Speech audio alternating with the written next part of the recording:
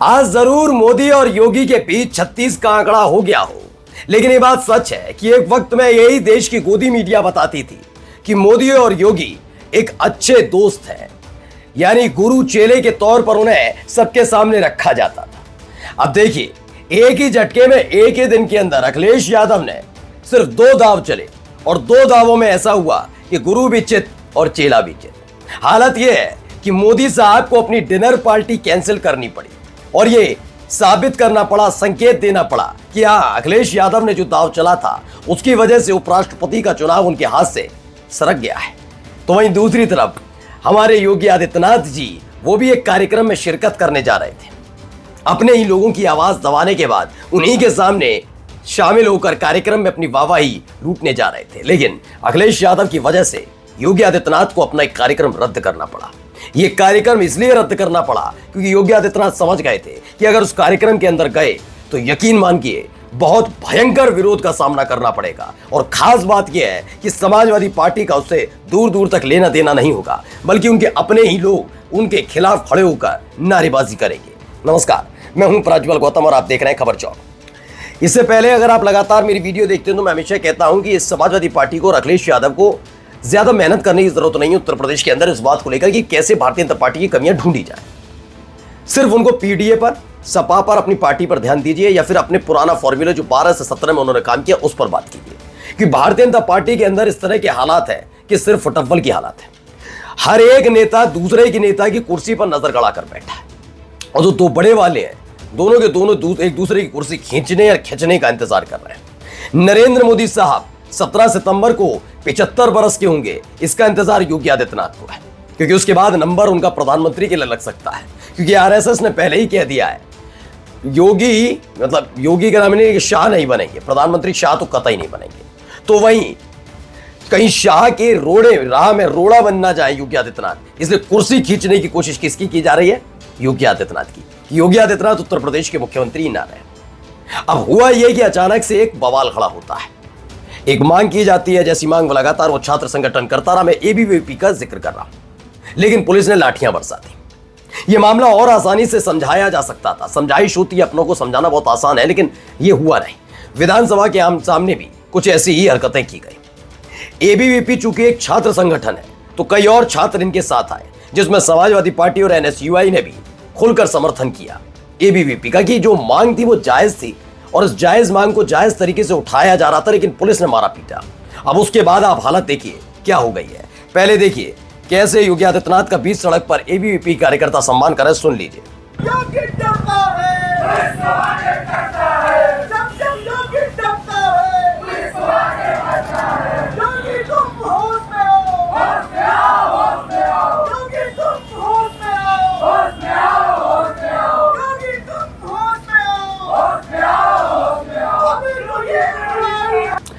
दरअसल ये कौन है? क्या समाजवादी पार्टी के नेता हैं, कांग्रेस के नेता हैं या विपक्षी पार्टी के? नहीं, इन तीनों में से कोई नहीं है। ये खुद बीजेपी के आने वाले नेता बन सकते हैं। ये एबीवीपी के कार्यकर्ता हैं। एबीवीपी बीजेपी का एक छात्र संगठन है जो कॉलेज, यूनिवर्सिटीज इनमें छात्र राजनीति करते हैं। वो एक विंग है खुद बीजेपी की, आप सब जानते होंगे। एबीवीपी के छात्रों ने सड़क पर उतरकर किसी और के खिलाफ नहीं, योगी के खिलाफ उनकी पोल खोली है। इन छात्रों का कहना है योगी डरपोक है। मैं नहीं कह रहा, कौन कह रहा है? योगी जब जब डरता है, यानी कि योगी डरपोक आदमी है, और जब जब डरे उन्होंने अपनी पुलिस को अपनी पद का दुरुपयोग किया गया, यानी पुलिस को आगे किया और पद का दुरुपयोग किया। कौन कह रहा है? एबीवीपी के कार्यकर्ता। इसीलिए देखिए हालत इनकी खराब है। अब देखिए इसको पूरा विश्लेषण पढ़िए। वरिष्ठ पत्रकार हैं, ब्रजेश सिंह नाम है इनका, और ये कई न्यूज चैनल्स में अपनी सेवाएं दे चुके हैं। इनका विश्लेषण बताता हूं। एक राष्ट्र एक चुनाव, भाजपा के प्रस्तावित चुनाव सुविधा व्यवस्था जिसको लेकर पार्टी 7 सितंबर को राम मनोहर लोहिया राष्ट्रीय विधि विश्वविद्यालय लखनऊ में एक विशाल छात्र सम्मेलन का आयोजन करवा रही थी, अब निरस्त हो गया है। दरअसल 7 तारीख को एक कार्यक्रम था। उम्मीद थी उससे पहले एबीवीपी के कार्यकर्ताओं को शांत कर लिया जाएगा।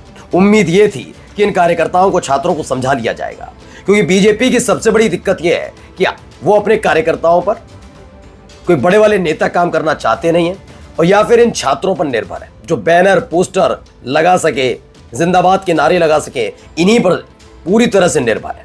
और अगर यही नाराज हो गए तो आने वाले दिनों में कौन योगी आदित्यनाथ के लिए, बीजेपी के नेताओं के लिए माहौल बनाएगा? अच्छा, इन सब के बीच एक और बात हुई। योगी आदित्यनाथ से चूक ये हो गई कि जब एबीवीपी के कार्यकर्ता लाठियों से पीटे गए तो उसके बाद जहां एनएसयूआई, कांग्रेस और समाजवादी पार्टी ने समर्थन किया, तो वही एक शख्स और था जो उन छात्रों से मिलने पहुंच गया, और वो कोई और नहीं, योगी विरोधी गुट के नेता है, नाम है केशव प्रसाद मौर्य। जी हाँ, योगी आदित्यनाथ अब तक एबीवीपी के उन पीड़ित छात्रों से मुलाकात करने नहीं पहुंचे, जिससे साफ साफ जाहिर होता है कि एबीवीपी के जो कार्यकर्ता हैं, नेता हैं, इनको समर्थन दिल्ली से मिल चुका है, और दिल्ली के आदेश पर ही केशव प्रसाद मौर्य एबीवीपी के कार्यकर्ताओं से अस्पताल में मुलाकात करने पहुंचे थे। गुटबाजी तेज हो गई है, अब सड़क पर उतरकर योगी आदित्यनाथ को चुनौती दी जा रही है। अब ऐसे में एक कार्यक्रम आता है, 7 सितंबर का कार्यक्रम था, लगा था कि इस कार्यक्रम में जाएंगे तो छात्रों से अपनी पीठ थपथपाने का मौका मिलेगा। कार्यक्रम रखा गया था रामानुज लोहिया राष्ट्रीय विधि विश्वविद्यालय में, विषय रखा गया था एक देश एक चुनाव। लेकिन उस कार्यक्रम में की शुरुआत होती है, कुछ होता उससे पहले योगी आदित्यनाथ ने उस कार्यक्रम में जाना ही कैंसिल कर दिया। उन्हें पता था कि जो अब तक ये सड़क पर खड़े होकर कह रहे हैं और इससे पहले जो मुलाकात केशव प्रसाद मौर्य कर चुके हैं, इसका असर उस कार्यक्रम में भी देखने को मिलेगा। जब भारतीय जनता पार्टी के छात्र संगठन एबीवीपी के कार्यक्रम में योगी पहुंचेंगे तो उसे तगड़ा विरोध देखने को मिल सकता है। उनकी अपनी पार्टी के छात्र नेता उन्हें काला झंडा, पीला, नीला, हरा, हर तरह का झंडा भी दिखा सकते हैं, और जितने बयान या नारेबाजी वो सड़क पर योगी की अनुपस्थिति में कर रहे हैं, वो योगी की मौजूदगी में उससे भी खतरनाक बयान दे सकते हैं या फिर खतरनाक नारेबाजी कर सकते हैं। इस फजीयत से बचने के लिए आखिरकार उस कार्यक्रम में जाना निरस्त किया। देखिए, सूत्रों के मुताबिक कार्यक्रम निरस्त होने का मुख्य कारण विद्यार्थी परिषद में बड़ा आक्रोश है। इस कार्यक्रम में सीएम को भी शिरकत करनी थी, जहां विद्यार्थी परिषद के छात्रों द्वारा विरोध की आशंका जताई जा रही है। ऐसे में उसे निरस्त कर दिया। अब सोचिए, एक तरफ दिल्ली में अखिलेश यादव ने ऐसी पॉलिसी तैयार की कि आखिरकार पहले जेपी नड्डा को अपना डिनर प्रोग्राम कैंसिल करना पड़ा। क्यों करना पड़ा? फजीयत ना हो जाए, क्योंकि उसके फौरन बाद 2 दिन बाद 8 तारीख को यानी आज रात को एक डिनर पार्टी का आयोजन होने जा रहा था। तमाम सांसदों को बुलाया, लेकिन उससे 2 दिन पहले यह तय करना था कि 2 दिन पहले कि मोदी के इस डिनर पार्टी में एनडीए के कौन कौन से सांसद आएंगे।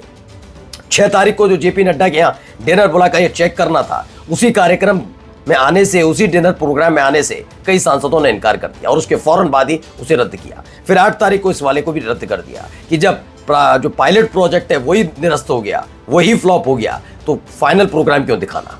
तो आखिरकार ये पूरी तरह से निरस्त हो गया, जिससे माना जा रहा है कि उपराष्ट्रपति चुनाव में नरेंद्र मोदी समझ गए खेला हो गया। तो वही दूसरी तरफ आप देखिए, इनको अब प्रोग्राम कैंसिल करना पड़ा है। योगी आदित्यनाथ बड़ी बड़ी बातें करते थे, लोकतंत्र की बातें करते थे, ये नहीं हो सकता, वो नहीं हो सकता। अब सोचिए, वो अपने ही लोगों के निशाने पर जब से आए हैं, सिट्टी पिट्टी गुल है, अब समझ नहीं पा रहे जाए तो जाए कहाँ। नमस्कार। New public inter college Lucknow, admission open. For more information call 0522 282232 और 7755 089585।